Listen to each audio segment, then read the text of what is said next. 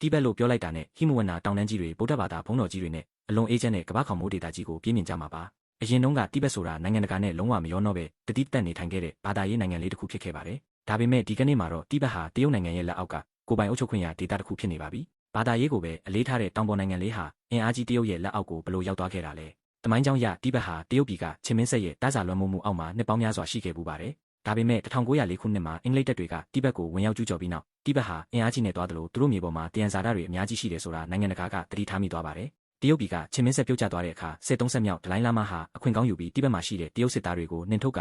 1913ခုနှစ်မှာတိဘက်ဟာလွတ်လပ်တဲ့နိုင်ငံဖြစ်တယ်လို့တရားဝင်ကြေညာခဲ့ပါတယ်အဲ့ဒီအချိန်ကစပြီးတိဘက်ဟာ38နှစ်တိုင်ကိုပိုင်ဆိုးရကိုပိုင်ငွေကြေးတစ်စိတ်ခေါင်းနဲ့စစ်တပ်ဖွဲ့စည်းပြီးရပ်တည်ခဲ့ပါတယ်ဒါပေမဲ့သူတို့မှာအလွန်ကြီးမားတဲ့အမှားတစ်ခုရှိခဲ့ပါတယ်အဲ့ဒါကတော့နိုင်ငံတကာနဲ့အဆက်အသွယ်ဖြစ်ထားခြင်းပါပဲနိုင်ငံတကာမြေပုံပေါ်မှာတိဘက်ဆိုတာတရားဝင်အတိအမှတ်ပြုမခံခဲ့ရပါဘူး1949ခုနှစ်မှာတော့တရုတ်ပြည်ရဲ့ကံကြမ္မာအကြီးအကျယ်ပြောင်းလဲသွားပါတယ်မော်စီတုံးဦးဆောင်တဲ့ကွန်မြူနစ်အစိုးရတက်လာပြီးနောက်မော်စီတုံးကတိဘက်ဟာတမိုင်းကြောင်းရတရုတ်ရဲ့အစိတ်အပိုင်းဖြစ်တယ်လို့ကြေညာပြီးတိဘက်ကိုပြန်သိမ်းမယ်လို့ဆုံးဖြတ်ခဲ့ပါတယ်ထို့နောက်မှာတော့အင်အား4000ကျော်ရှိတဲ့တရုတ်တပ်ညီတော်ဟာတိဘက်နယ်စပ်မြို့ကိုစတင်ဝင်ရောက်တိုက်ခိုက်ပါတော့တယ်လူအင်အားလက်နက်အင်အားနေပါလာတဲ့တိဘက်စစ်တပ်လေးဟာရပ်ပိုင်းတွင်းမှာပဲအကြီးအကျယ်ရှုံးနိမ့်သွားခဲ့ပါတယ်စစ်ရှုံးသွားတဲ့အခါတိဘက်ကိုယ်စားလှယ်ဖွဲ့ဟာတရုတ်နိုင်ငံပေကျင်းမြို့ကိုတွားရောက်ပြီးစစ်ဆက်ဆွေးနွေးခဲ့ရပါတယ်အချက်စစ်ခုနှစ်ချက်ပါသဘောတူညီချက်ကိုအတင်းကျပ်လက်မှတ်ရေးထိုးခဲ့ရပါတယ်ဒီစာချုပ်အရတိဘက်ဟာတရုတ်နိုင်ငံရဲ့ပိုင်နက်ဖြစ်ကြောင်းတရားဝင်အတိအမှတ်ပြုလိုက်ရပါတယ်အပြန်လည်အနေနဲ့တရုတ်ဆိုရကတိဘက်ရဲ့ဗုဒ္ဓဘာသာယဉ်ကျေးမှုတွေကိုမဖျက်ဆီးဘူးဒလိုင်းလာမားရဲ့အာဏာကိုလည်းဆက်လက်ထားရှိပေးမယ်လို့ကတိပေးခဲ့ပါတယ်အဲ့ဒီအချိန်ကအသက်15နှစ်သာရှိသေးတဲ့14ဆက်မြောက်ဒလိုင်းလာမားလက်ရှိခေါင်းဆောင်ဟာပြည်သူတွေတွေးထွက်တန်ရိုးထပ်မဖြစ်စေဖို့အတွက်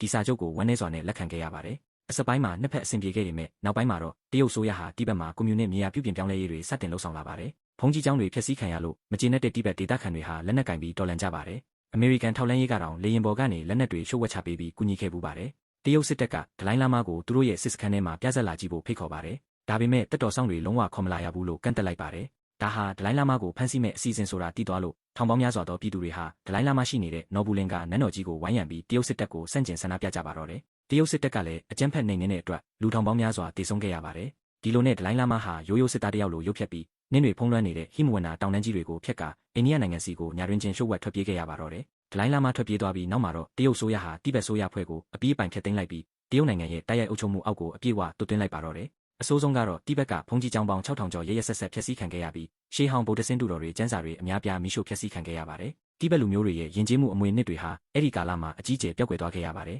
ဒလိုင်းလာမားနဲ့သူ့ကိုထောက်ခံတဲ့တိဘက်လူမျိုးထောင်ပေါင်းများစွာကတော့အိန္ဒိယနိုင်ငံဒိုင်ယန်ဆာလာမြို့မှာပြည်ပရောက်တိဘက်ဆိုရကိုဖွဲ့စည်းခဲ့ပါတယ်ဒီကနေ့အချိန်ထိတိဘက်ဒေသဟာတရုတ်နိုင်ငံရဲ့အစိတ်အပိုင်းဖြစ်ဆက်လက်တည်ရှိနေပြီးအိန္ဒိယရောက်တိဘက်တွေကတော့သူတို့ရဲ့မိခင်မြေမှာကိုပိုင်အုပ်ချုပ်ခွင့်အပြည့်အဝပြန်လည်ရရှိဖို့ယနေ့တိုင်အကြမ်းမဖက်တဲ့နေလန်းတွေနဲ့ကြိုးပမ်းနေစေချစ်ပါကြောင်းဘ ഹു တုတဖြစ်ဝေမျှလိုက်ရပါတယ်ဒီလိုမျိုးနေစဉ်ဘ ഹു တုတတွေအတွက် Daily Bite ကို follow ပေး